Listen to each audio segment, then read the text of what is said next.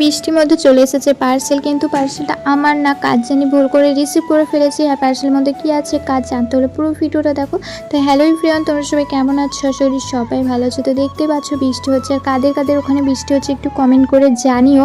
তো পার্সেলটা আমি নিয়ে নিয়েছি, তার সঙ্গে আমি আনবক্সও করে ফেলেছি। পরে দেখি এই পার্সেলের মধ্যে ছিল 5টা লকেটের মালা, আর মালাগুলো এত ভালো ছিল কি বলবো তোমাদেরকে, খুবই, আমার তো পার্সোনালি খুবই ভালো লেগেছে।